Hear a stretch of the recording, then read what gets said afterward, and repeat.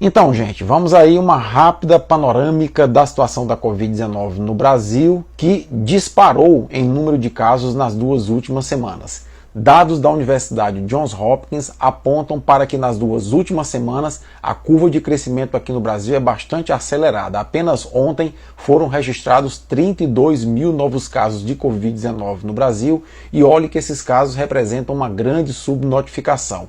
Isso porque o Brasil continua sendo um dos países que menos testam para Covid-19 no mundo. Muitas pessoas têm sintomas gripais, não procuram fazer o teste e entram na subnotificação. Algumas pessoas compram teste de farmácia, dão positivo e também entram na subnotificação. Certamente, o número de casos novos de Covid-19 por dia no Brasil é muito superior a 32 mil casos. Bom, com isso, alguns estados, como o estado do Rio de Janeiro, por exemplo, já passaram a recomendar a volta da utilização de máscara em locais fechados. Aqui no estado do Piauí, a governadora Regina Souza também vai se reunir com o comitê científico para decidir se volta a recomendar ou não a utilização de máscara, e eu acho que é prudente a essa altura, com os números que nós estamos verificando, que as pessoas passem sim a utilizar máscara. Aqui em casa nós já voltamos a utilizar máscara.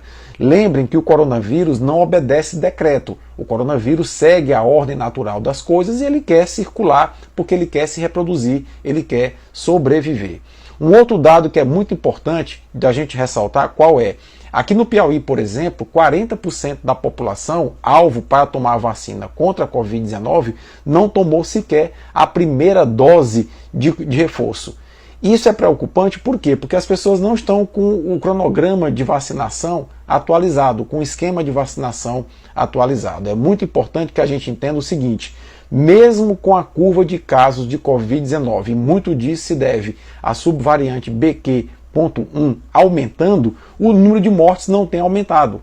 Isso significa que as pessoas estando vacinadas ou parcialmente vacinadas estão contraindo Covid-19, mas não estão, via de regra, desenvolvendo formas graves ou formas letais da doença. Portanto, é muito importante atualizar o esquema vacinal.